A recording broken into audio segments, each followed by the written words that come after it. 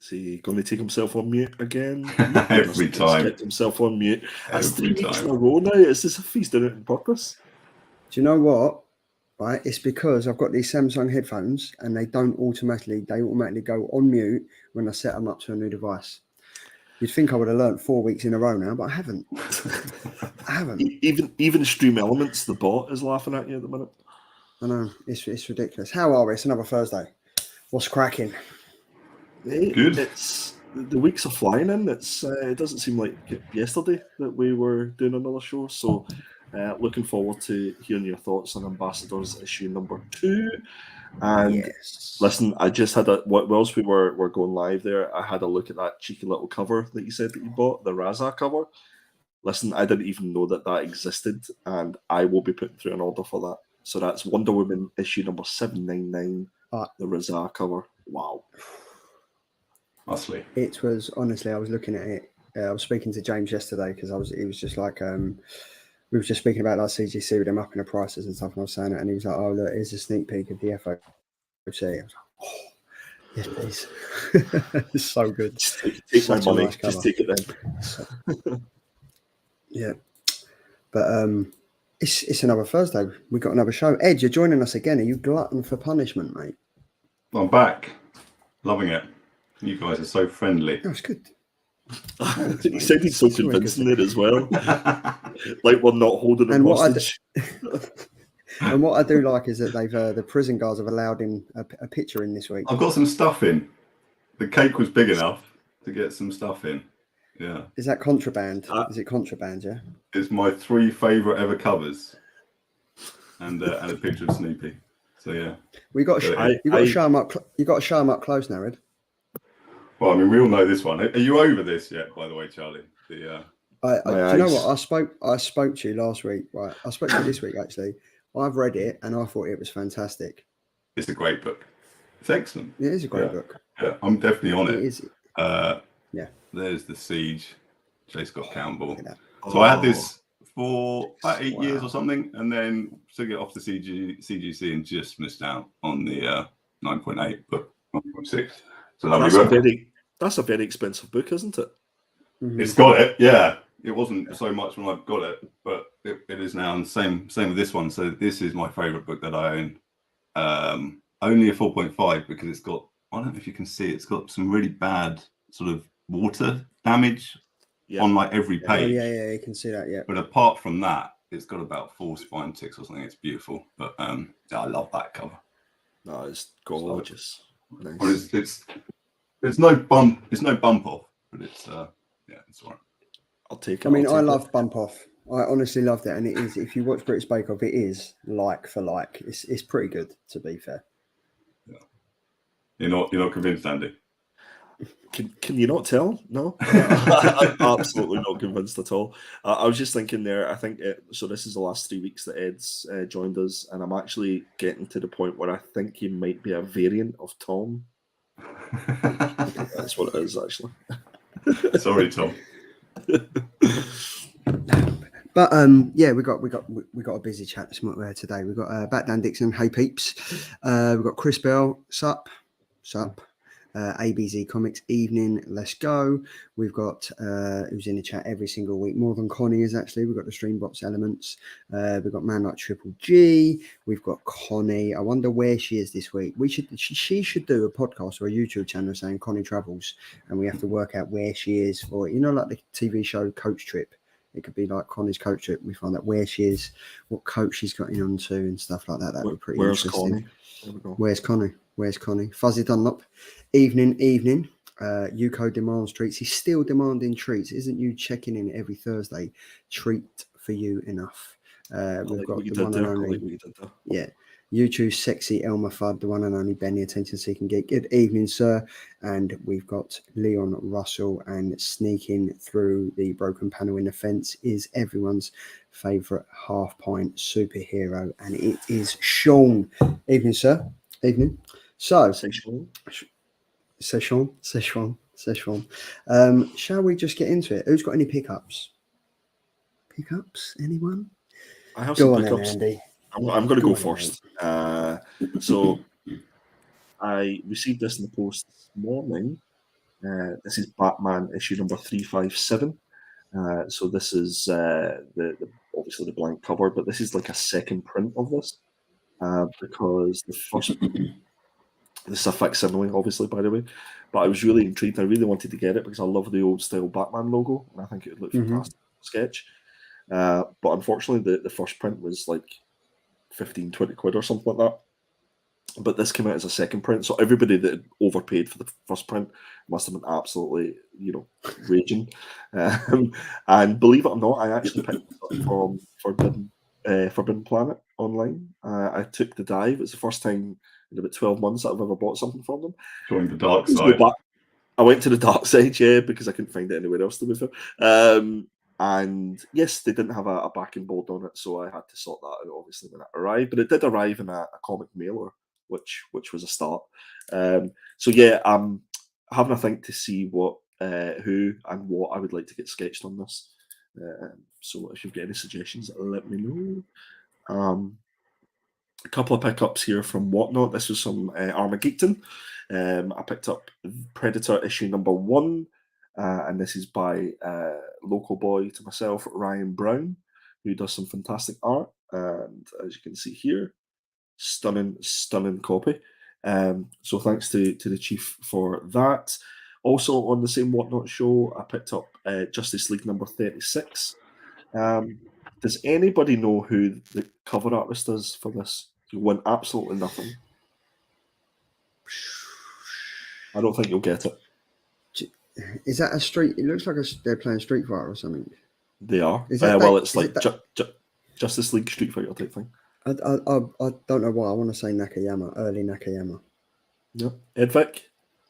No idea. Because you bought it, Jock, but it can't be Jock. It's not Jock, no. This is Joshua Middleton cover. Okay. A very quite an early Joshua Middleton cover. Yeah. It's one of those ones not a lot of people know that it's his cover. So I was happy enough to snap this up, and I think this was a 1 in 25 cover when it originally came out. It's a gorgeous cover though. Yeah, it's nice. So that goes in the Do you know Joshua what Middleton collection. There was a TV show. I think it was a TV show where they kind of, I've seen that cover, and it's Batman and Superboy, or it's Damien and Superboy playing a computer game, and it just reminded me of that cover. I'm going to have to try and find that picture from where I've seen it from, but nice, they're both playing, and Batman and Superman are standing behind them talking about how they become fathers and stuff like that, so it's quite cool. Joshua Middleton's one of those artists that I would love if they announced him for Thought Bubble or any sort of UK show. His work is absolutely stunning. Last but not least, and you may have seen this on my Instagram, I picked up Lenny Zero. So this was a run done by, it was the first work that Andy Diggle and Jock had done together. So this is kind of all the issues sort of in a trade. Picked it up from eBay for a really decent price, and obviously it's Jock artwork inside and on the cover. So you posted that on Instagram. It looks great. I did, yeah. It's fantastic, and it's like 2002 Jock artwork. So it's some really early stuff on the inside as well. So yeah, happy enough to pick that one up.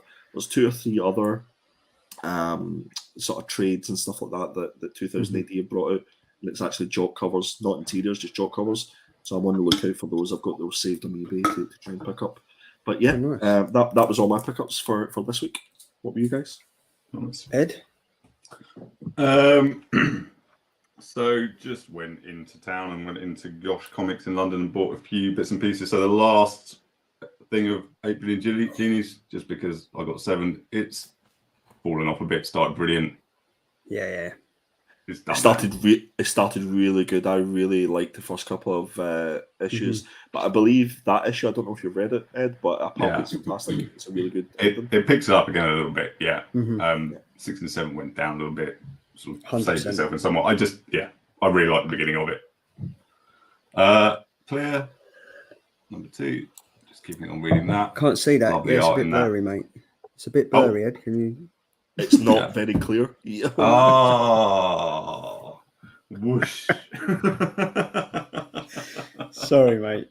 Wow. He's gone. Wow. Little Monsters, penultimate Little Monsters. I think it's doing 13 of them. So there's just one more Yeah. to go on that. So you're the guy that's still picking up Little Monsters. That's me. I'm the last one. Got one more issue to get. And because I'm it's still also reading Jeff it. Phantom Road, I'm although still I did reading it. read something that he's got in his head 50 of these ones. So he thinks he's got a 50 issue run of this, he reckons it might be. So that's put me off it a little bit, I'm out. if I'm honest. I'm out. Yeah. More. Just more Awesome. of them. It's James comic deal, isn't it? And then Back on the ball, guys. just some Spider-Man, because it's every week Spider-Man week. So 90 pence. Quite a nice copy. Death of Captain Stacy. Nice. Was that from Gosh Comics? No, that was these are then from eBay. Oh, okay, cool. Yeah, so he dies in that. Obviously, his daughter dies 31 issues cool. later. Give it away, mate. I haven't read that Sorry, spoiler. These ones, I got a few of these ones because these are some of them are newsstand, but they're not just newsstand because obviously early things they're pretty much all newsstand. These are the Mark Juller variants. Oh, very nice. So got a few of them, and then just a Canadian price variant of that one there. So am I going to have to dig out my Amazing Spider-Man box and send some pics? Well, I think we might have already been through it. Oh, there's 6 boxes that I've not opened up yet, and I think one of them might be SM. might be Christmas time for you, Ed. I'll get a room, you two. I'm sure. I actually messaged them. I think it was yesterday, the other day, and I was like, Ed, it's been like 2.5 weeks since we've done a trade. Something doesn't feel right here. What this is about? You don't want anything I've got, though. That's the problem. Well, not necessarily. I haven't shown you everything. Well, that sounded wrong. That sounded really wrong. Sorry, Charlie. If you want to go, we'll keep going the show. I'll just sit over here and drink my Guinness. This one. Carry on. Hello, darkness, my old friend. Great pickups, Ed. I've only got one this. I've only got one this week, other than the Raza 779 that I picked up from Slab Comics, Slab Crusaders. Even I just got this one. Nice. This is a Batman novel, Paul Dini and Pat Cadigan. Got that. Was that from a charity shop? No. This was from Amazon for £6. Oh, wow. And I've started reading it. I'm going to pick up the other two, as you can just see there. It is the Killing Joke and the Court of Owls. But literally, this is it. There's no pictures in it. I'm growing up. I'm actually reading words. Wow, I'm not reading speech bubbles or anything. But yeah, I'm already. I think there's like 329 pages. I'm already on 124 because I'm loving it. It's Harley Quinn. What's the spine like of that book? Is it going to like display nice when you've got the other two? Look at that. Ah, okay, cool. So that's say Mad Love, and it's got then the other one. I think the others have what it says for it, and it goes blue, orange, and green. It looks quite nice. It looks a little bit like a Mills and Boon book. You sure it's not a Mills and Boon book? You've just swapped the cover. No, it's definitely not. I mean, it's called Mad Love. I mean, come on. It is Mad Love, but it's awesome. It's great. It just tells like the backstory and origins of Harley Quinn and how she fell in love with the Joker, and everyone knows that. But that's the only pickup I've had this week. Because there's no pictures. No pictures whatsoever. Like there's literally nothing. I'm out. Do they do other books like that for other characters then? Like it's an actual book. I can't quite get my head around it. Yeah. There's also a podcast out. If Ben's still in the chat, I don't know if he's managed to read it yet, but there was a Harley Quinn podcast that was great. There was a Batman Gotham City one, and which was awesome. So yeah, I'm venturing out. Comics, books. I think what you should do is try and get have a think for Thought Bubble to get someone to do a really, really good Harley Quinn sketch for you, or even get more than one artist to do a homage cover with loads of Harley Quinns, their interpretation of it. I think that'd be pretty cool. Well, I was thinking I'm going to buy a few blank Harley Quinn covers and then just get a few different ones done. I'm going to buy one or two, get a few different ones done, and then get a good one main as a main cover, and then just get a few different sketches and stuff of Harley Quinn. And that'd be great. So yeah. Nice. And we heard the news that the digital guys have a table. A stand. They've got a table. Yep, they've got a table. The digital. Rich and the guys got a table at Thought Bubble, which is going to be great. So it's just ever expanding now, which is looking forward to that. So yeah. Awesome. Nice one. Congrats, guys. So yes. Boom. So that's the pickups. I think we should get down to business. Ed, you took it away last week. You did very, very well. So are you ready for round number 2? Bring it on. Yeah. Are you ready? Are you ready and fighting? You've done your 150 push-ups in your prison cell this week. You're ready. You're willing. Not quite big enough to do push-ups. No?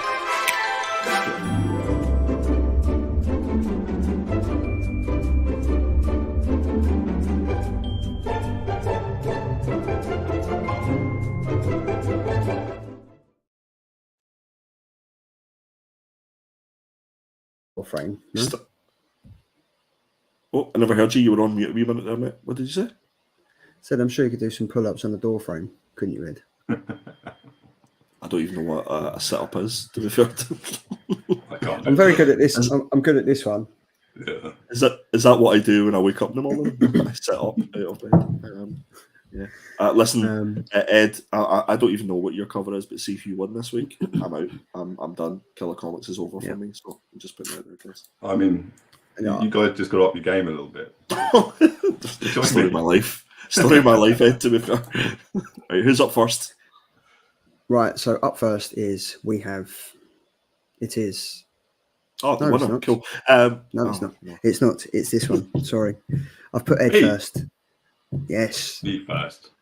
So I've got another dark horse. This one, though, I actually do really like. So I don't know who James Stocco? Are we? No idea who he is. But it's quite hard to see on this, but the detail on it's brilliant. There's in the shop corner. So the kind of synopsis on this talks about it being a cross between Jaws and what's the scary arachnophobia? Jaws and arachnophobia, which I quite liked as well. And you can't really see it on this, but in the kind of shop window, there's this lady being eaten by a spider.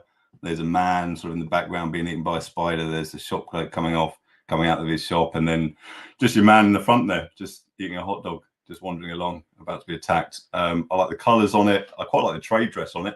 Pops a little bit. Yeah, I really like this. This is my choice.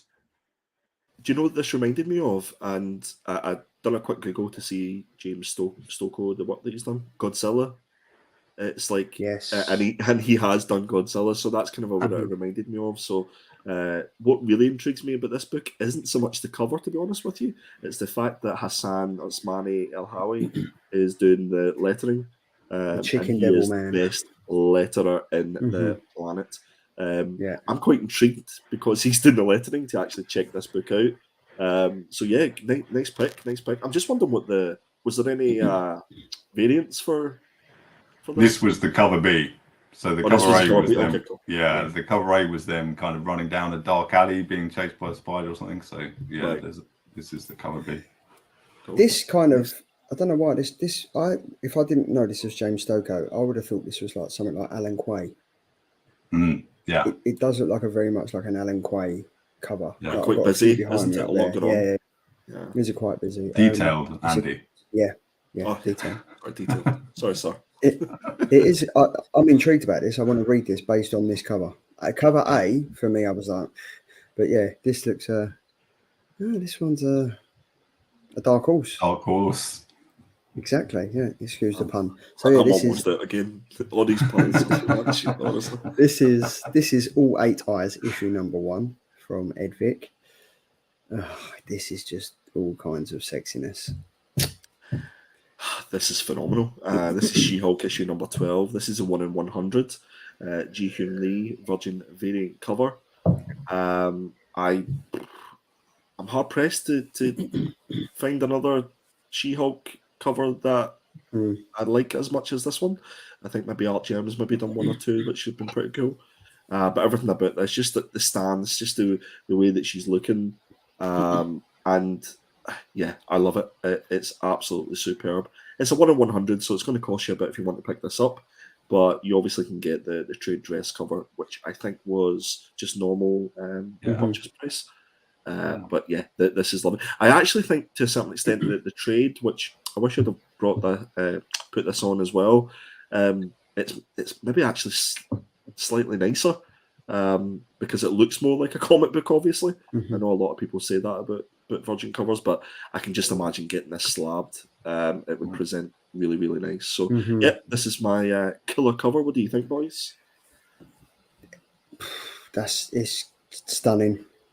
Like I've really, like, after watching She-Hulk, I thought it was great. I really, really enjoyed the She-Hulk TV series, and this is phenomenal. The only one I started reading this, and I picked up issue number 1, and it was a yellow comic background, and it was done by Jen Bartel, and I've kept that, and it's in really good condition. So I've seen my path like to send off CGC. This is sensational. I think you've got a winner on your hands here, mate. This is great. We have CGC later on. The price increases. We have to talk about that. But yes, back to.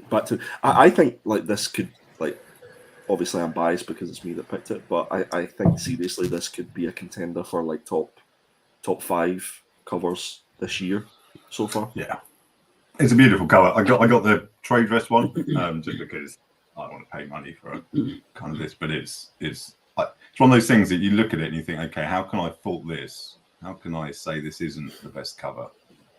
And I can't quite see anything. It's annoying. It's because there's Andy, nothing there. that's not what he wants to say. Like the Scottish guy, it's I've got a G. Hindley.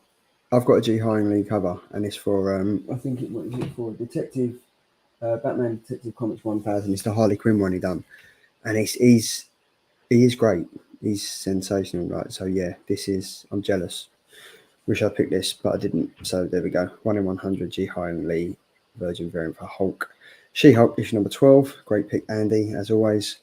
I've gone for Catwoman issue number 54, cover E, which is the 1 in 50 Joshua Swaby foil variant cover.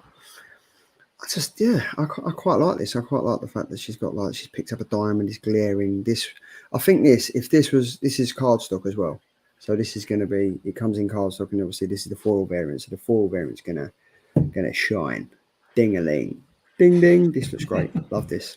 And if you look closely on the notes, it says like the Bank of Gotham and stuff like that, and the detail and everything like that. So yeah. Nice touch.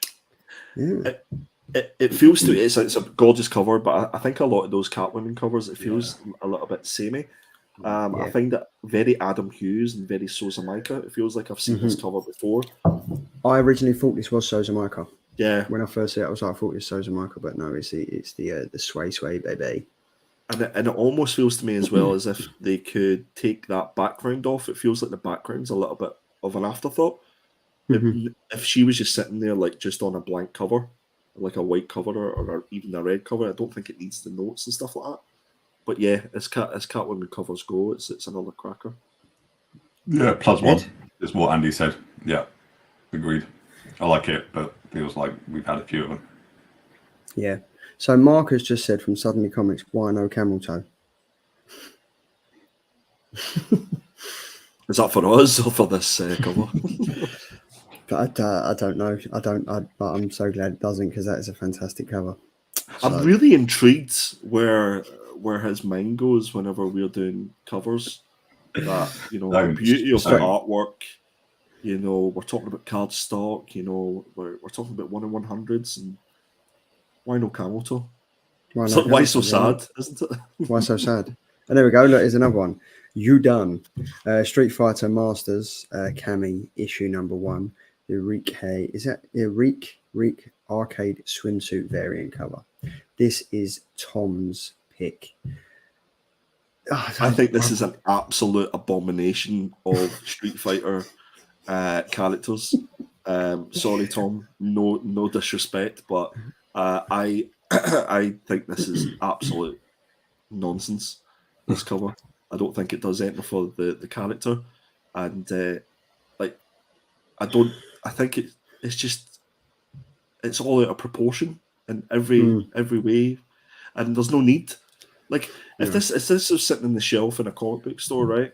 And I'm bringing my two young girls to comic book stores and they try to get them into comics and stuff. Like, if that's what they're looking at and they're seeing, oh, like I want to get into Street Fighter, and then they see this cover and they're like, Daddy, what's going on with that lady's legs? You know what I mean? What is going on? Like, do better. Yeah, I just think like I don't know. It's kind of like a mix between a manga style and a bodybuilder style, and it just doesn't work. It don't do anything for the character at all, because she, like, when I think of Cammy, I just think of the petite, like, you know, like you had Chun-Li, who was played by Kylie Minogue. Cammy, I can't remember who she was played by, but she was petite. She didn't spend like 62 hours in the gym pumping weights to get like thighs that size. So unfortunately, Tom, I'm just going to put it down to the fact that for the past 3 or 4 weeks, Tom's been moving house, and this this has been very stressful. And yeah, that's what I'm going to put it down to. He's got dust in the brain. That's the thing. And one question, like, I'm not familiar with this character, but like, I take it she doesn't wear a swimsuit. That's not her outfit. Mm-hmm. So I again, think so. I can't remember. Do better. What's the, like? Why do characters need to be in a swimsuit? Like, do we have like male characters and, like, you know, speedos and stuff? Speedos. Yeah. Blanca wears a pair of speedos. No, but like, do we have those variant covers? No. If not, why not? After dark. Who's Udon? But Udon. Do Don't know. they normally do Street Fighter stuff? Yeah. The Udon do all the Street Fighter. We're getting a telling off now. Connie says she's a Street Fighter. Let the woman have good quads, for God's sake. Good quads? That's not good quads. That's outrageous leg day. That is absolutely outrageous. That is outrageous. But yeah, who got done. So yeah, Cammy, issue number 1, the Rike arcade. If this wins, I'll riot. I will actually riot. Sorry. Well, if this wins or Ed wins, mine's good. Wait a minute. Yours actually is good. I'm going to try and get the vote up now, because for some reason it's not working. So while I do that, Connie's not wrong. No, I just skipped all the days for all the body parts. Connie's not wrong. But while I try and get the voting up, I am going to head over to We Are Here to review the Ambassadors issue number 2, which is week 15. So this is the comic from last week. Obviously, we have reviewed issue number 1 so far. We're now on issue number 2. This is a fantastic comic written by Mark Millar and Carl Kirsch. The Ambassadors issue number 2. Andy, you was all over this from the start, so I think it's only right that you kind of take this away. Go for it, Ed. Hit us with your thoughts, Ed. I don't have anything to read in terms of the synopsis for it or anything. If anyone has that and wants to go through it, if not, I can crack on. Okay, great. So I didn't love the first one. I liked the first one. I was brought in. I think after we read the first one of the things that we said was how the change in arts would make a difference as you're reading through, because it's got a different artist on each issue. I found this one a little bit difficult, if I'm honest. I wanted to really like it, and I went in, and I did actually quite like the art. I thought that the art was okay. It didn't really feel like a Mark Millar book, though, for some reason. It felt like it was missing something, and I don't know if it's just because I'm not kind of bought in necessarily to all the characters yet, or, you know, the main kind of lady who's kind of giving out all the superior powers. I just don't really buy her. I don't really get what's happening. I don't know what they're doing, which I guess is half the point. But I read it, and then I went to try and read it again and kind of skim read it again. But yeah, I wasn't massively engaged with it, if I'm entirely honest. I like some of we've got some of the covers and the sort of interior. Sort of, like I said, I quite like the art. I like the action in it, especially at the beginning. The first few pages are good. I miss some of the gore again. You know, the last panel on the last issue, it was gruesome and grotesque and sort of like what I want to see in a kind of violent comic book. This one was much more kind of cartoony and yeah, I felt like I was missing something in it, and I don't know if it was just me or what. If you guys are going to say that you absolutely loved it, then it's probably just me. But that's my thoughts. Andy? I love the art.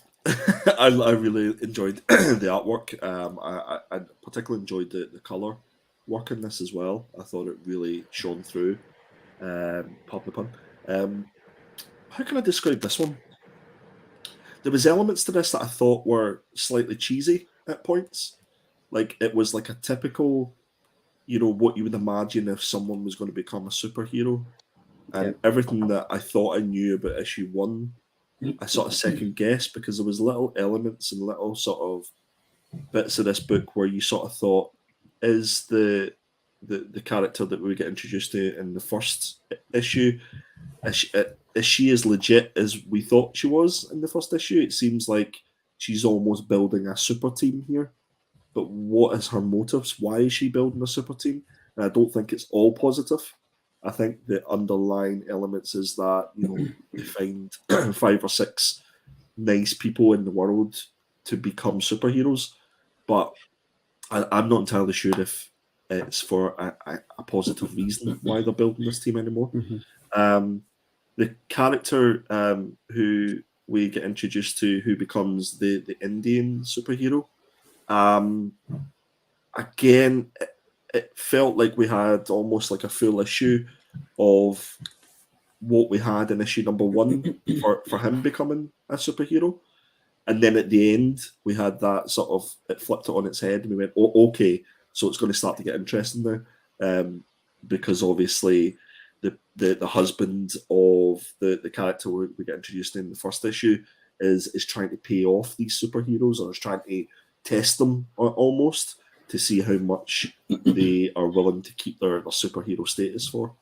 I don't think everything's as it seems with this comic, and that's kind of what I like. That's what intrigued me about it. I think there's going to be lots of twists and turns in this, but it's surely set up for more than just the 6 issues. This feels like the 6-issue arc is going to be the formation of this team. And I'm really interested to see how this team, once it is created, how it fits into the overall sort of Millar, as it were. And that's why I'm going to keep reading it. I'm invested now. I want to see what happens as a result of the end of issue number 2. But if I think it's weird, like just like you were saying, a bit cheesy, like the fact that at the end of it he's back working in the phone shop, and you kind of think, well, wait a minute, is she doing that for? Is that for a reason? Is that I just think I think I just missed bits. And it goes back to see the girl that he obviously was in love with, who it's 12 years and has passed since, or 7 years that he's been in this sort of coma, and he finds out that his best friend has a kid with the woman that he really loved. And it was just the way that he reacted to that moment as well. It was kind of like, is this guy a superhero? You know what I mean? Has he got tendencies where he's going to use this superpower against his best friend for what effectively he's done, and it's effectively stolen the woman that he loved, or taken the woman that he loved. So yeah, lots more questions about this rather than answers on this one. And no little monkey man. Again, like that needs that needs an arc to itself, as far as I'm concerned. That was one of the best things about the first issue, in my opinion. What about yourself, Charlie? What do you think? I didn't enjoy it. Do you know what? Like the first issue really got off to a good start, and it was like straight in, like guns blazing. You see this like cute little monkey man, and you think, as you said last week, Andy, I want a whole comic about him, like how he came to be what he is, how he like everything. This for me, I was just like, I feel like I've read this before. Like when you said that he's gone back to work in like the phone shop. Superman, it's a very Superman-esque story. Like Superman goes back and works in the Daily Planet every day after he's like, do you know what I mean? It was very much, and he's falling in love with Lois Lane. For me, it was very much, I really didn't think this was Mark Millar writing it. If I didn't know this was Mark Millar writing it, I would not have said that. It's very much, I feel like the artwork was great, and like they're not afraid to push the boundaries, like terrorism and like killing off main characters from the start, and like the goriness and stuff.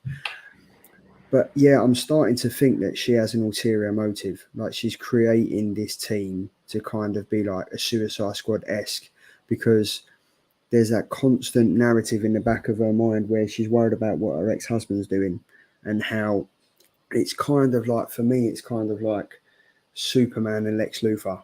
Like her ex-husband is the Lex Luthor to her alter ego. Do you see what I mean? Like, it's kind of like they're battling, and I think the end game for this is her ultimately battling her husband. Is her husband going to create a super squad? Is he going to recruit? Because at the end of this comic, you find out that her husband's found out that Mr. India has got superpowers, and they kind of want to match what she's done for him. So it's kind of, it was a bit all over the place, and I kind of agree. I don't think this guy's as nice as pie. Like, he's been in a coma for, what was it, 4 years or 7 years or something stupid. Wakes up, and then it's like, oh, he just goes back to his family, finds out that the woman that he was absolutely adoring and in love with and was willing to risk his life for has gone off, had a quickie with his best mate. Because they came together through a time of trauma, and then he's like, "Oh, don't worry about it, mate. It's fine." Oh, come on, no way would you be like that. Yeah, and it was just like this. Yeah. And whenever he's testing these powers as well, I don't know if you noticed, he obviously picks up all the humans, and they sort of crash into the ground. That for me was a little bit of a sort of foreshadowing, I believe, because I think he isn't all good with this character because of these things, and I think that was us kind of a scene. Well, he's got the option here, and he decided to pick up all the humans and crash them into the ground, and they made it out as if it was all him just testing his abilities and things like that. So and also the cheese factor. I must I did enjoy this book. I've enjoyed the 2 issues. The cheese factor on this book was up a level whenever they were talking about their suits. And the character says, "Oh, why do we have to wear our flags? Can we not just wear like our national animal or something like that?" And one of the characters says, "Oh, we done marketing tests, and it came back to say that they wanted the flag. X amount of % of people voted for this, and besides, it would mean that the guy in Australia would be a kangaroo and things like that." And I just I don't know if there was meant to be like a bit of a lull moment at that point, but I was kind of going give me some violence here. Like I want I want superhero violence here. I want it to up a level. Yeah. But yeah. And there's something about her being, because I still can't quite work out. Is she a robot? Is she, because she killed herself obviously in the first one? So I'm still not quite sure even what she is. And because she's not, I don't know. I can't feel like I care at the moment. And I'm hoping it seems like we bypassed that quite quickly, didn't we? We kind of are like that. That was kind of in the past, and it feels like it could have almost taken an extra issue to sort of stay with that character and give us a little bit more of a backstory and what's actually happening and why her and her husband don't like each other and all that good stuff. Because, like you say, if this is going to rattle through in 6 issues, whatever it is, at some point they're going to have to connect it. You would have to imagine, like, next issue, specifically because of the ending of issue number 2, you would imagine that issue 3 is going to really ramp it up and it's going to do something pretty special, and the action is going to be over the top and stuff like that.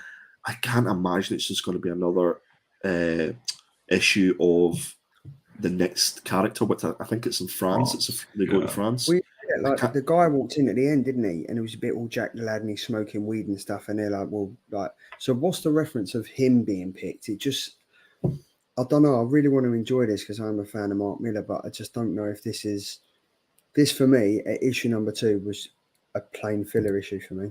And that's who was he? Who was the guy at the end? Just some random. He reminded me of like Captain Boomerang, like Jack the Lad, like nothing. He doesn't adhere to any rules and stuff, and just walks in and he's like, "Wow, I've been given superior powers. Like, fucking loving this." Yeah, that took me by surprise a little bit. That was like, wow, wait a minute here. There's another character for me to contend with, and I still don't really understand the first one from issue number 1. You just introduced us to one in issue number 2, and we're going to have another couple in issue number 3. But I've got all the faith in that Mark knows exactly what's happening here. I think Connie's right. It's on a journey.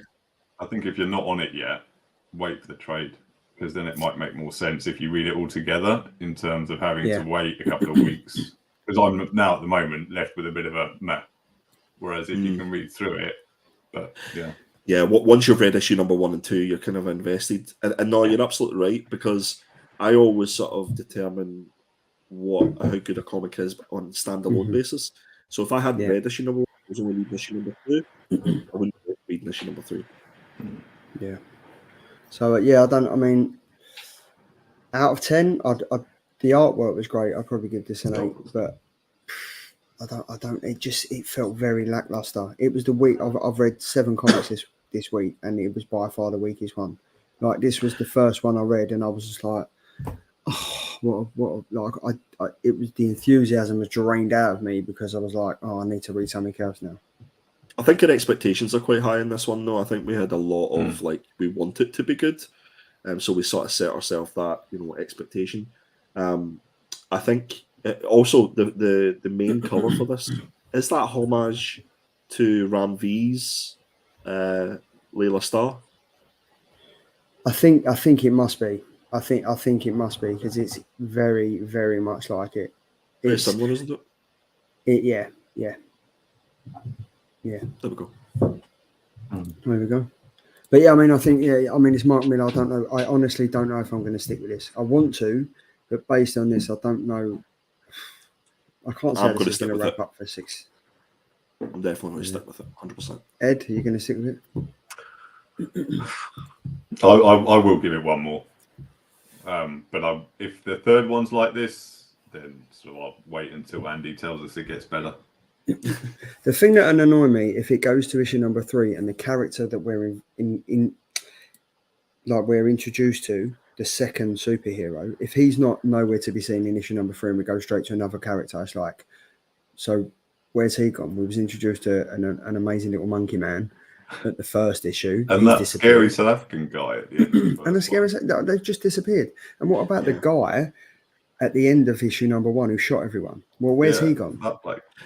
I completely forgot about him until you mentioned that person, and that's the thing. Like, okay, it's only 2 issues, but I'm just wondering how in the next 4 issues they're going to build that team dynamic. Yeah, and we're going to find out all that, like, this funny stuff and all that. I don't know. I don't know what that's why I'm going to read it. That's why I want to see what's going to happen, because there's so many questions. Yeah, it's I'm interested. There's 2 characters I want to find out about. Is the monkey and the guy at the end who's like an assassin. But then if it goes to issue number 3 and we don't find out anything about that, or the character that appeared at issue number 2, and we just go to him, I'm just going to be like, do you know what? I'll wait till the trade comes out, because that's the only thing. I hate the time jumps and the jumping, as Peter said. It didn't make sense. One minute he's like a superhero and he's being told this and that, and then the next minute he's working in the phone shop saying, "Oh, hi, Auntie. The manager's not here, so I'm managing the whole shop today. What do you do? Like, someone's coming in to buy a Nokia 5110. I'm going to sell it to them. It's still got the battery on it from 1985. So listen, it made us it's made us have a good conversation about it. At least that's the thing. So yes, there we go. But yeah, you could say we are the ambassadors of this comic so far, but I doubt it. But yeah, I'm going to give it an 8. For art alone, I'd give it a 5 for the writing. So overall, I'm going to pan my judgment at 6. There we go. I'm going to give it a solid 7. I'm on a 6 as well, I think. Yeah. Read the Bake Off, though. Yeah, you have to, honestly, read the Great British Bump Off, right? So based on Ed's fluke win last week with the help of Triple G, I read it and I thoroughly enjoyed it. Too much to my dismay, I didn't want to, but I enjoyed it. It was an easy read. It was a fun read. It was a what can we say it is, Ed? A baking mystery murder. Yeah, murder mystery Bake Off 10. Yeah. And there was no soggy bottom in sight. Loved it. But I thoroughly enjoyed it. I really enjoyed it. But yeah, and Andy's falling asleep. But, has he actually fallen asleep? He hasn't. No, he's still there. So yeah, so this was Ambassadors issue number 2. I'm not sure if I'm going to stay with it, but Ed and Andy are. So moving on. So we've got the killer picks. I've been looking forward to this. I have been looking forward to this. So Andy. Yes, I went for a little indie number here, Deep Cuts from Image Comics. The writer is Kyle Higgins and Joe Clark, and Danilo Beruth is doing the artwork. This is due out next week, 26th of April. It's set in New Orleans, 1917. In the city's bustling red light district, a young clarinet player lands a job with his hero, but he'll soon discover there's more to the music business than playing the right notes. Join writers Kyle Higgins and Joe Clark, who done Radiant Black, and an all-star cast of artists for 6 double-length issues that weave stories of struggle, joy, and hope through the history of jazz. I was intrigued by this one just simply because it was set in New Orleans, 1917. I think the artwork looks really good on this as well. And again, it's another indie #1. So I thought I'll give it a go, see what it's like, and go from there. Have you guys heard I like this this. No, I haven't. Not until you put it up, but I like it. I like jazz music and stuff like that, and I kind of like the Miles Davis era and stuff like that. So I'm looking forward to reading this because I think this would be a great read.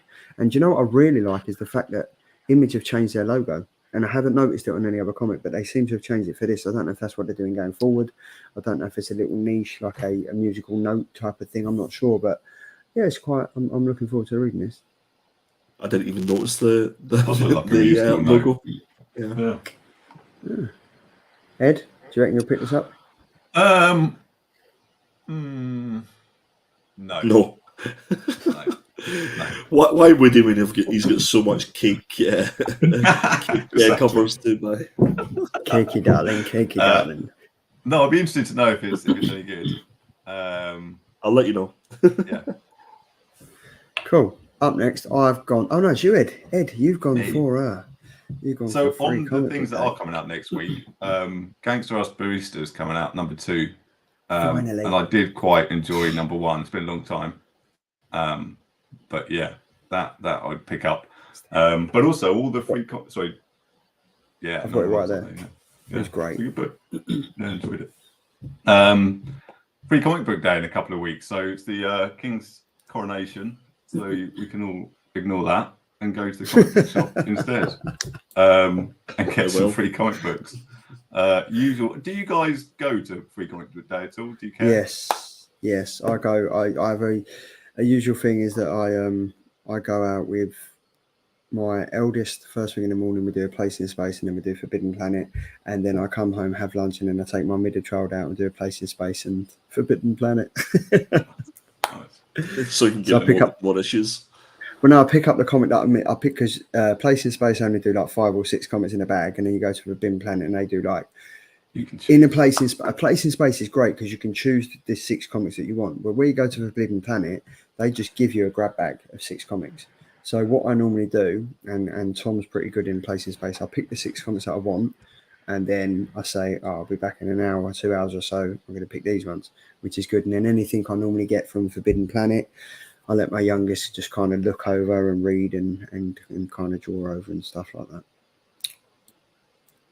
Nice. So, yeah. But Ed, maybe we can meet up and go to a Place in Space and grab a coffee and a bit of cake. Yeah, exactly. Yeah. I'm going to try and go because they're normally on the Saturday and Sunday, so I'm going to try and go on the Sunday because annoyingly I'm doing stuff on the Saturday. But yeah, I'll let you know. But they've got the usual stuff from Marvel, Avengers, Spider-Man, Venom, Marvel Voices and stuff. I think there's a Star Wars, there's a Conan. The things I'm looking forward to, there's I Am Stan, I think it's called. It's like a biography of Stan Lee, which I just want to pick up just to see. And then Fish Flies from Jeff Lemire, the new one, and the new Animal Castle as well. Quite enjoyed the first Animal Castle. Animal Castle Volume 2. Yeah, that's got I think it's got 6 pages out of volume 2. But I didn't get what they did last for Free Comic Book Day last year. They just brought out Animal Castle, but it was the whole of issue 1. Yeah. So I didn't really understand that. Yeah. But I'm also looking forward to this. So we've got a little niece. I'm quite looking forward to just getting a few of the kid ones. She's 3 now, so I don't know if there's anything that's going to be young enough. But again, just to start sort of filtering that down. I like the fact that when you go to it, there are quite often lots of kids in there, and we need to make sure that there are kids still caring about 100%. Comic books, or we'll have no one to. It'll die out, and we'll have no one to sell our books to and everything when we're old. So it's nice to see them all in there and getting some free books. You will always have Andy, and Andy will always have you. So there's always going to be that. Trade not selling, friends. it's trading. but- Yeah, I love Free Comic Book Day for obvious reasons. Who doesn't like a free comic book? But it's definitely changed over the last while. I think that it went downhill whenever they were releasing 1 in 150s, 1 in 100s. Yeah. And it was less about, as you say, getting people in the shops, because this is all set up to support your local comic shop. So make sure you go in there and support your local, buy something, put money in their tills, and don't just go in to pick up free comic books. I know that our LCS, or at least one of them, Coffee and Heroes, they have it set up where you can pick up like one of each covers, so you can't go in and just take whatever is the hitting eBay at that point, but you have to buy something. So it's determined by how much you spend is how many free comics you can get, which I'm all okay for. I'm happy enough, because I've seen at times where people will go in, pick up so many free comic books, and you'll actually walk outside and they'll be either lying on the floor or in the bins outside, and that kind of just breaks my heart, because they could be going to schools and stuff like that. So if you are going to partake in free comic book day, make sure that you are picking something up and buying something. Was it last year or the year before that they did it? It was a House of Slaughter, or it was like there was a free something's killing. I think it was last year, because before that was Corona, wasn't it? So they didn't have it. For... And I think a lot of the comic shops, were selling that one. But I mean, a Place in Space was selling it, and I agree with that, because they was, if you had comics on your pull list with them, or you was a regular customer, you was able to get it for free. But I think if you was just literally going in and I love that, you had to buy a certain amount, as Andy said, you had to buy a certain amount to be able to add that one to your pull list, which was fair enough. But I love Free Comic Book Day. And I think it's also it's not free to the shops. They still have to pay stuff for it.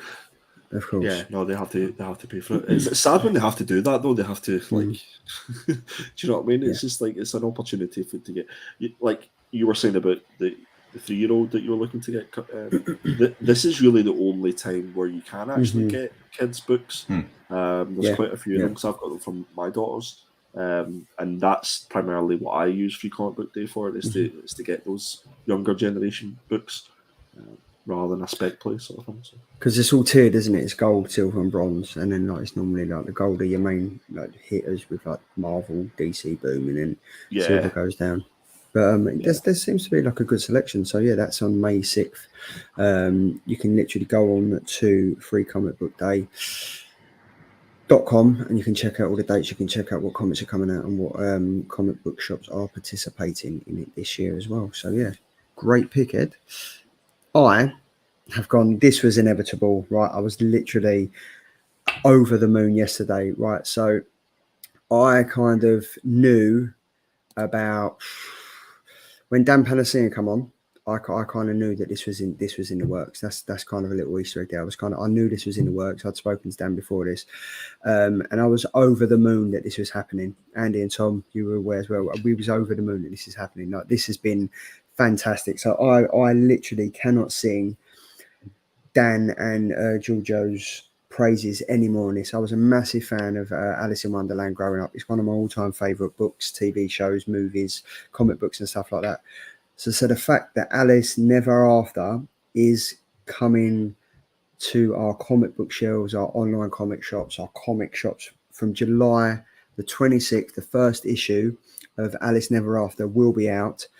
And this fantastic cover, cover A, done by Dan Urban Barbarian Panacean. And then you've got cover B, done by the fantastic Andy, what's her name? Jennifer Frison. There we go, Jenny Frison. Like, this is, and honestly, I've taken this quote. It literally says, "Following Alice down a rabbit hole is one thing, but getting out is harder than it looks. Ask Alice. She's stuck here permanently. Join Giorgio, Francesco, and Dan on a little trip to Wonderland. Bring some tea. We'll provide the mushrooms and madness," says Dan Panacean. Like, I'm all for this. I cannot wait. I'm over the fucking moon for this. I don't know about you guys, but I absolutely love this. I've got every single issue, and I've also got like the trade paperback as well, and I love reading it. It's no joke cover, I guess. It's no joke. That's the thing. If this was joke, I'd be getting taken the mick out of. But because it's Dan Panassi and Charlie, it's just a lovely, lovely thing. Beautiful. I have the love and admiration for Dan Panassi as you do for Jock. So not too sure about that, but moving on. Ed, have you read this? I read the first one and then I dropped it for whatever reason. I haven't read it since, so I do need to get the trade. I need to get back into it. Although, I mean, do I? Yes, Andy, I would say so. I know Charlie's is a yes. Yeah. It's good. It's worth a read. It's definitely worth a read. The artwork's fantastic. And I must admit, Dan is a really cool guy. So he's always very nice to us on social media and stuff, isn't he, Charlie? Yes. And as an exclusive, this comes out on July the 26th. We will have Dan on the show, potentially with Giorgio Spallatella on the week before. So he will be on July the 20th. He'll be joining us to talk about all things Alice Never After and stuff, which will be great. So yeah, there you go. Read it before that, then. Yeah, you can look forward to that. So yes, crack on. Boom. And then I've also gone for another one. I've gone for Titans, the final season, HBO Max. If you haven't watched this, right, for some reason they've cancelled it, and there was talk that this was done before Mr. Gunn took over and blitzed everyone and got rid of everyone. But this has been one of the best TV shows that I've watched. I think I love the fact that it's gritty, it's gory, there's effing and blinding in it. It literally just takes a whole different look on the Titans. We've got the Teen Titans that everyone absolutely loves and adores watching with the children. This, for me, has been absolutely great. This is the final season. And as you see there, it says Titans. It all ends in blood. This is getting really gory now. There's another 7 episodes coming out, and it is fantastic. So I can't stress this enough to watch it if you're watching it. Any of you guys watching it? Nope. Not watched it. Really? No way. Oh, it's great. It is really, really great. Love it. So yeah. How many seasons did you say it was? How many seasons? 4 seasons. 4. I'm out. On Sky. No, it's on HBO Max. How do you get that? You have to have a subscription. Charlie, how do you get that? You have to have a subscription to HBO Max. You can get it through Virgin Media for $27.99 a month, or you can get it through Sky Plus on the box and pay a subscription for it as well. But it's great, definitely just for this. And you can also watch Superman and Lois, which is also great. And me and Peter regularly trade comments regarding the new Superman and Lois film. So yeah, get on that. That's what I'm saying. Yes, Superman. Yes. So you're watching Superman and you're buying and reading like books without pictures in it? I am. Yes. Yep. Wow. The other thing I'm looking forward to is the Guardians coming out in a couple of weeks as well. That'll be around Free Comic Book Day as well. Yes. You could have a lovely weekend. On the Friday. We could go to the cinema and watch it. Yeah. Charlie, he's my friend. Okay. I'll get back in my box. Right, anyway, moving on. Andy, this is your killer toy pick. What have you got for us? I went for Avengers Endgame Thanos, the 5 years later figure from SH Figure Arts. Comics and Cocktails have this retailing at $104.99, and it actually came out a few days ago. It looks absolutely superb. The sculpt on this looks fantastic. So it's through Tamashii Nations, who I think own SH Figure Arts. 5 years has passed since the release of the Avengers Infinity War. Tamashii Nations is excited to release a new recolor of Thanos designed to even better capture his on-screen appearance. Obviously, these pictures don't do it justice. But how big is this? Mm-hmm. I believe it's 6 inches, 7 inches. So it's not like a hot toy size figure. HH Figure Arts is about 6. It looks great though. It does look great. It does. Like I don't think I'd be paying $104.99 for it. I have a very similar Thanos up on that shelf that I got from the Disney store, and it was like 30 or 40 quid. And to be honest with you, it's obviously not going to be as good as this one, but from a display perspective, it looks just as good. But yeah, this one caught my eye, so I thought I'd show it off. It does look good though. It does look good. You're like, I've never heard of this company before. This is why I love this part of the show, because you kind of just put things that I've never heard of, like SH Figures. SH Figure Arts is kind of like, you've got your Hot Toys and then you've got your SH Figure Arts kind of underneath it. They're kind of like the high end action figure, as me and you would know. And then your sort of 1/6 scale is obviously your Hot Toy stuff, which is about double or triple that price. I love the fact that Pete's just said this looks cool but pricey, because I don't think he pays over like £400 or £500 for his figures. You know something's pricey when Peter's telling you it's pricey. He's like, oh, don't know about that. Exactly. And James has just said, ironically, I also have a 6-inch Mad Titan. I'm not actually sure what he's referring to there. Is he referring to Sean? Could well be. Just to say, Charlie, I don't know if you've had the chance to watch Peter's latest video of his room tour.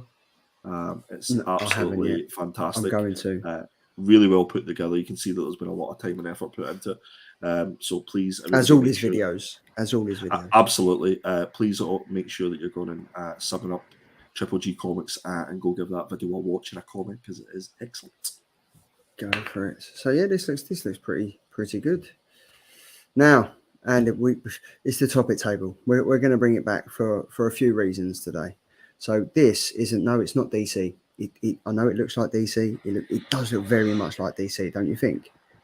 Yeah, this logo, very, very much like DC. But this is all about inside. How are we saying this? Distillery, and its plans to rewrite the creator-owned comics business model. Now, this is basically, I'm just going to give a brief overview. Former Amazon Comixology leaders David Steinberger and Chip Mosher are launching what they hope will be a new kind of comic publisher. Now, if you click on, you can go on the link below, thepopverse.com, and it gives a whole breakdown. It gives an interview with David and Chip. But this, we spoke about this briefly last week. This is going to rock the comic book world, in my opinion, for the likes of Image, Boom Studios, Image more so, I would say, because a lot of the people, like who have they got? They've got Becky Cloonan, Jamie McKelvey, Stephanie Phillips, Scott Snyder, James Tinian, and Ram V. But obviously, they've got the likes of Jock and Tuli Latay as well. This is going to rattle the bird cages, I think, and I think I'm kind of on the fence about it, because it's still in its preliminary stages of they haven't agreed a price, they haven't agreed about how people are going to like join it and subscribe to it and stuff like that. It's interesting. I think it is very, very interesting. Obviously, with Comixology on its way out, that was obviously a game changer. 10, 15 years ago, was it? I think this could be where we're heading. Andy, I know you got some thoughts about this. What are you thinking of it? Yeah, no, obviously with the lineup that they sort of announced, and it was like a bombardment whenever it was released, because every one of these creators is on my Instagram, and literally I just had a flood of the same thing. So if that's what they were aiming for, it worked, because I think everybody clicked on the link to see what was going on. What do I think? I mean, as long as they continue to create. That's all I'm happy with. Like, the majority of these creators that are part of this obviously moved away from the big two and went to, and even Image Comics to some extent, and went to Substack. I haven't heard a huge amount from Substack. I didn't subscribe to anyone because there wasn't anyone there that meant enough for me to pay X amount of £100 a year to get comics. Will this be different? I'm hoping so. I like the fact that each of the creators have a stake in the company. They own all the stuff that they create, similar to Image Comics. There was one thing that jumped out at me, and that was like, obviously Comixology does the digital side of things, and that's where I think Chip and David obviously earned their crust, and they're the experts in that. I think they're going to take the Comixology the ethos of that and Yeah. take it to the next level. And what I mean by that is with regards to like NFTs and being able to own a digital comic. I read a part where you're going to be able to actually, so if I buy a digital comic, I can sell it to someone and the creators get a kickback off that, which I find that is a really interesting, because obviously when you buy something from Comixology, it's only you that can read it. And it kind of like goes against the whole ethos of comics. Comics are to be read by everyone, to be shared by everyone, and all that good stuff. So I'm really interested to see how that works. Lastly, I would really like to see how they're going to bring in the consumer into this model, because everything is about the creator and that the creator has a stake in this company. But what about me, you, and Ed, and everybody that watches the show and everybody that buys comics? Where do we stand in this? Is it just a case of nothing changes for us and we just go to an LCS or go digitally and buy a comic through them rather than anyone else? Can we get a stake in it? Can we become part of this company? Yeah. A little bit like a massive Kickstarter almost. So I'd be really interested to see if we can get someone who's involved with this, even reach out to Chip or to David and see if we can get some information, maybe get them on the show to have a good chat about this, because I think there's a real opportunity there to bring in the consumer into this model, so that we all have stake in the game, I guess. I think at Thought Bubble, this is going to be massive, because if you look at that lineup, Becky Cloonan, Jamie McKelvey, Stephanie Phillips, Scott Snyder, James Tennant, Ram V, Jock, Tula Late, they've all been at Thought Bubble. They're all regulars at Thought Bubble. And I think not last year, the year before, there was a Comixology panel, which Chip Mosher headed up with a hangover and reluctantly. But I think the distillery is going to have a massive focus at Thought Bubble this year. And I think that's going to get the drive and the backing behind it. I think if there's not this big push from now going towards Thought Bubble and then Thought Bubble and after, I think they would have missed the trick. But I can't believe that there will not be something massive for Thought Bubble this year, including this distillery. So I think from my side, what you were saying, Andy, that last bit resonates with me in terms of, as an announcement, it sounded like, oh, this is going to be great for us, kind of thing, in terms of the people owning their own thing, which I already thought, well, don't Image really do that? I don't know how boom structure works or anything, but I thought, well, they kind of already do own that. So how is it any different? As long as the writing's good, I don't care. And also, I still want to be able to go to a comic book shop and buy a comic book. I know I might be in the sort of minority or certainly sort of getting smaller, but is it going to be the fact that so they'll release digitally first, test it, and then they'll release popular ones like they do at the moment through Dark Horse or whatever with Clear and that? Or is it that it's going to be a print and digital? I haven't sort of read or seen much about that. I read again, Andy, what you're saying in terms of owning that digital copy. But so it's let's wait and see. At the moment, it sounds like noise, great, but as long as as long as Ramby's still writing great stuff, as long as Jock's still drawing brilliant stuff, I don't really care what logo's on the top left of it. If it's better for them, great. Yeah. No, it's true. And it also says here, like, would Distillery take charge of publishing their own print comics, or would there be a partnership with a more established publisher? And just what did they mean by digital comics available as limited time collectibles? I think there's a lot of grey areas in it. And in the interview, that they cover quite a lot. Honestly, it's probably like a 20, 25 minute read. But it is interesting. But obviously with Substack, I didn't even subscribe to it. I think Scotty Young was on it.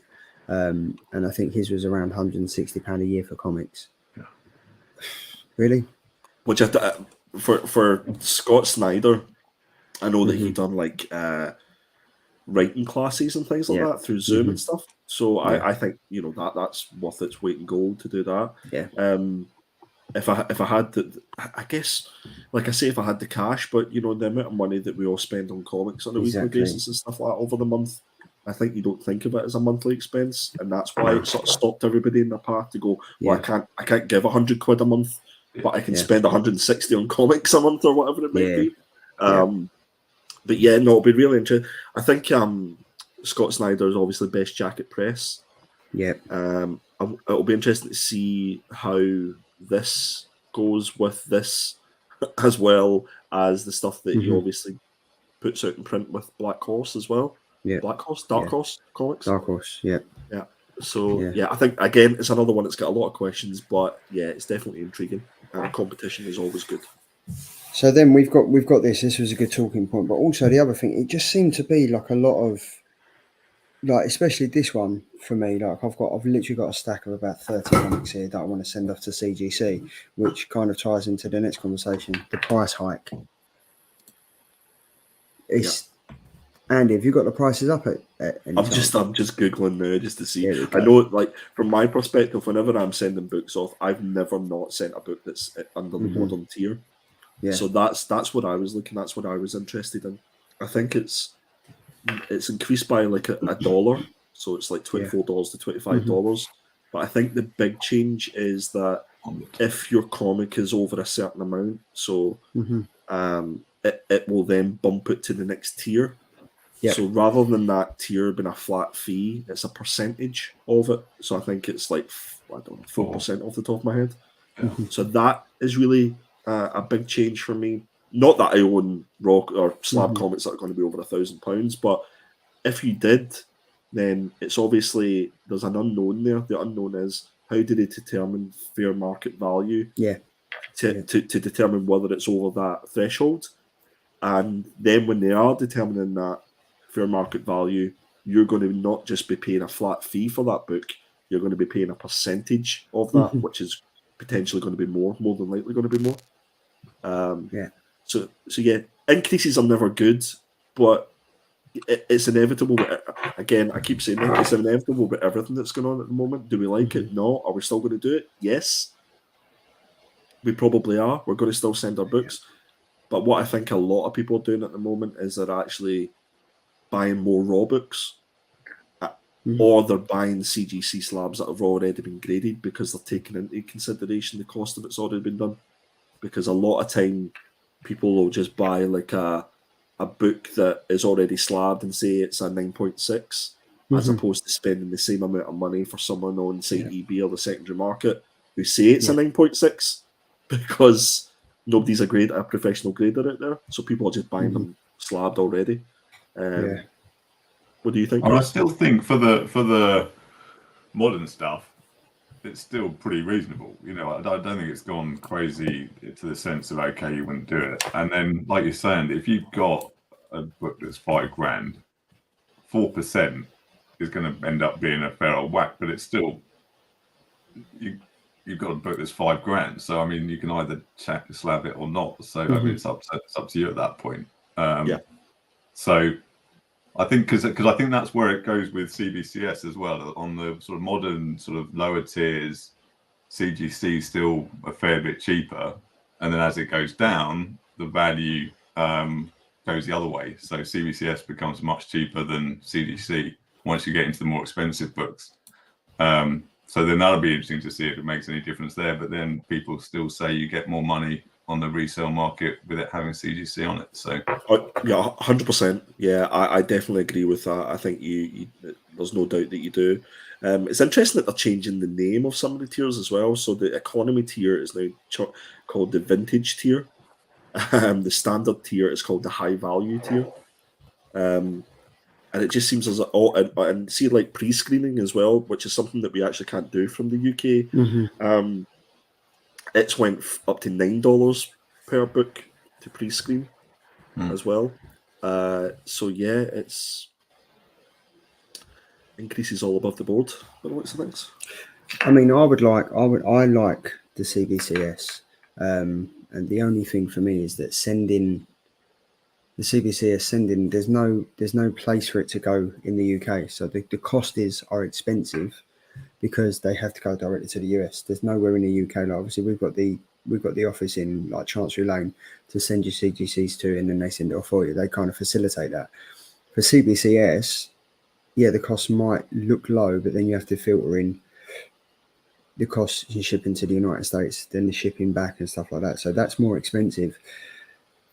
Am I still going to send stuff to CGC? Of course I am, because the whole ethos of collecting comics is to enjoy what you're reading, enjoy what you're getting back.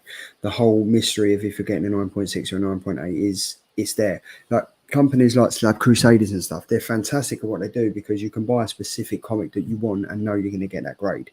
Whereas some of the comics I've got, I'm not really bothered about the grade, but I just want to send it off because I'm interested to get them back and see how they've graded and stuff like that. So yeah, I'm still going to do it. It's still interesting. It's still part of like comic collecting and stuff that I'm doing. But yeah, I think if you've got a £5,000 or £6,000 comic, then you're going to get hit with the hard stuff. But I think other than that, it's just everything. What they do need to show that they're very squeaky in terms of that. So as soon as you have that percentage, if a book is going to make them an extra £100 if they put it at a 5 instead of a 4.5, they have to kind of be pretty, squeaky clean on that so that people don't start saying, okay, there's a discrepancy here in how you're grading older books versus modern books. A book's a book. You should grade them all the same. You shouldn't be sort of grading this one a bit higher because otherwise people will say you're making money out of this rather than anything else. Yeah, 100%. No, yeah, it's all about integrity at the end of the day, isn't it? So, no, 100%. So something came into my mind there that I was going to, like with the likes of Slab Crusaders and things like that. I think there's a few other companies that are doing something similar to those guys now. The question for me is like, I don't know why I would bother sending one or two books off to get graded now myself. I would need to have a stack before I would think about sending them off and just do it all in the one.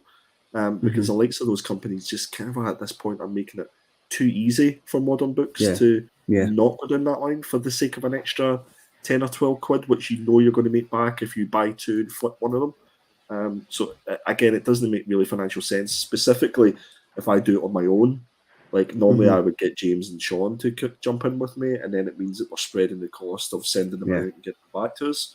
But on my own, it's kind of a pointless to it. I got one of those job covers from Slab Crusaders, and then forgot that I bought it and bought another one, and then saw in my emails that I've now got 2 receipts from. So I've got two of those job covers coming. Nice. Anybody want a job cover? Well, look, the Harlanger said they're doing the same job. Surely it should be the same price regardless of value. Sounds like they are just looking to steal a cut of your purchase. Will they grade it higher to get more money? That is true because let's be honest, this last year or so, CGC haven't had the best rep. Like some of the stuff they've got back has had dog hairs in it, or it's been shitly graded. If they're upping the price cards, are they actually upping their standards? Are they actually going to get people in there actually going to take the time and effort to look at the comics, grade them properly? Or do you think in 3 or 4 months' time we'll be sitting there going, we've just paid £37 to send off a comic and it's still coming back and there's still stupid stuff in it and it's still not being graded properly? So I think there's 2 bits to it. I think firstly on the higher tiers, I think they charge more because they say it's an insurance thing in terms of if they've got a sort of insurance. Yeah, that's part of it. Yeah, so that's part of their reasoning for it. And the thing is, the way that they're doing it on the kind of all the tiers, it's a little creep. It's those little price increases that they know will do a few percent here, a few percent here. No one's going to complain. And if you go back the last couple of years, there's been 3 or 4 or 5 of them that they're just nudging it up. At the moment, I still think it's fair enough value to get someone to grade and encapsulate a book for me. I think it's fair. If it got up to a pace where you're getting a modern book's going to cost 50 quid or something, well, then there's no point because it's just not going to be worth it. So it's how far do they keep nudging before the demand drops off? Just classic supply and demand in terms of where that price saturation point is for them. But, It is interesting though, Ed, you say it becomes worth it. It doesn't when it doesn't become worth it, because I think for the majority of people, and I'm maybe incorrectly speaking on behalf of everybody, but whenever you just choose to get something slabbed, whether it be through Slab Crusaders or whether it be through yourself or a third party, whatever, you're always considering the resale value. So when you're saying it's worth it, you're saying it's worth it as in it's worth it to me because I know it's going to be at least worth what I paid for it, and I'm hoping that it's going to be more. So if it is 50 quid and somebody just wants something preserved, then that's probably going to be worth it to them because I'm never going to sell it again. So I think that's an interesting one because like I think majority of people always have that in the back of their mind. You know, Yeah, of course. is this worth it? Am I going to make more money than I spent on it? Because otherwise you could just get one of those cases that Charlie got. If you're just looking to protect it, just stick it in there or something. You don't need it graded. Yeah. I've got all mine that I don't bother sending it CG and top loaders. Just it's good enough for me. The only thing is that the reason why I would choose to go and grade stuff is because of it's a guaranteed, at least a guaranteed, this is how much it's worth. Yeah. So if anything does happen to me, then it's not a bunch of raw books that people are dealing with to sell on. They know they can look up a website, GPA, and see exactly how much it's worth it. Yeah. Because it doesn't protect it any more than having it in a bag and board and top loader. It still shakes around in there a little bit. It's still moving. It's the same from a protection perspective. Yeah, exactly. They're also if you drop them, they crack really easily. It's so annoying. There's a couple that I've got that if I wanted to resell them, I'd have to reslab them because they've got sort of the corners are just gone, or there's a big old cracks in it that I've just dropped it. And that's why I actually invested in getting the BCW plastic graded bins, which I know Charlie, you got a couple of those, because for that very reason, I was either stacking them in the boxes that CGC would send them to us, or I would put them in another box of some sort, and it just wasn't offering that level of protection. So yeah, like I would spend a few quid and get a good proper sturdy box to put your CGC slabs in. Yeah, but yeah, that was a good talking point, man. I'm sitting here looking at the stack of CGCs, thinking, why would I bother sending that off now? But they're unless you do catch the FOC market with Slab Crusaders and stuff like that, yeah, it's far too easy to. Why would you want to do it yourself? I would like to do a bit of like, I know we don't really talk about speculation and all that good stuff on this show, but I would like to do a section where we pick our covers of the week. But instead of a cover of the week, we pick like a spec book of the week. Yeah. And we actually track it throughout the year to see who would make the most money, if imaginary money, at the end of the year. I think that would be quite interesting because it means that everybody has to look at FOC. They have to actually pick that book and have that thought process going. And I'll be honest, it's a thought process that I have every FOC. Yeah. Like, what books do I want for my PC, and what books would I potentially consider buying to sell on? Let the hobby pay for itself. That's what I say. Exactly. No, definitely. That was a good chat. Now moving on. It's the Killer Covers sneak peek for next week. So these are the 3 comics that are up next week. We've got World Tree issue number 1. We've got the Ambassadors issue number 3, which ironically I picked before I read issue number 2, and we've got the Harrower issue number 3. I don't know if any of you have been reading that. I've loved it. I've loved issue number 1, issue number 2. It's very much like Basket for the Heads. And refrigerator for the heads and stuff like that. So I'm enjoying that. So, yeah, hopefully. Can I add a 4th one, Charlie? Of course you can. I completely forgot. Book of Evil, issue number 3 came out. I'd like to put that on the list. We even mentioned that last week, didn't we? I know. I'll add that as a 4th one if I can. So is World Tree out? Didn't they have to recall a load or something? Is it being released, or they changed the release date on it? I think the release date was this week.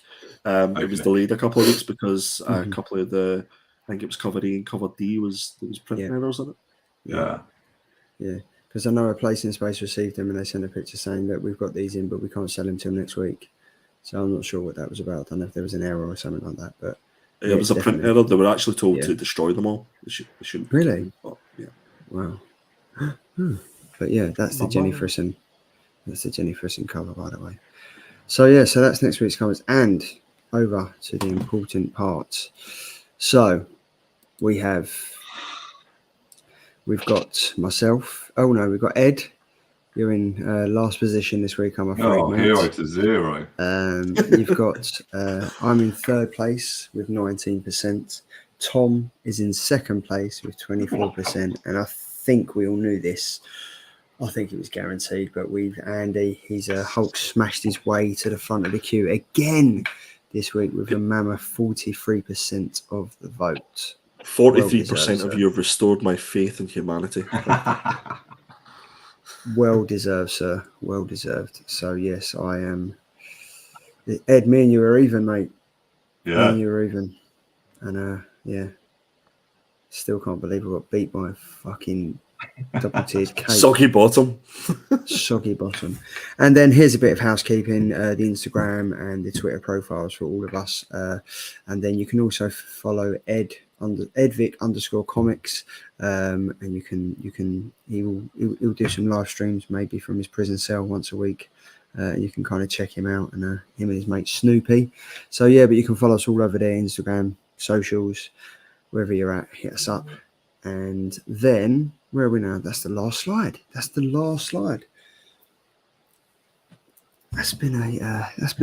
a great show. Yeah, it's been. Time flies when you're enjoying yourself. Time flies when you enjoy yourself, and I'm looking forward to reading a book, finishing off this when I get off. Looking forward to that. Ed's going to do some bench press. Is that your toilet book, Charlie? No, how dare you? I would never put Harley in a toilet. Everybody must have like some toilet reading. Come on. No, I've got what have I got? What was that Transformers book that Tom picked once? Tom picked some Transformers. No. No, it was some shocking comic. I used that as toilet paper the other day because it was abysmal. But yeah, it's another show done, another Thursday done. Looking forward to the weekend and all that, and that jazz. Are you guys up to anything much? Whatever my wife tells me. Yeah, I can't remember. I actually can't remember what we're doing this weekend. We're doing something. Whatever his wife tells him. Yes. And the second that I will be doing whatever my wife tells me. So on that note, it's been a great show, guys. Thank you very much for joining. Thanks for the chat. It's been emotional. And we shall see you same time, same place next week. See you later. This is the part where I press end broadcast and it doesn't go.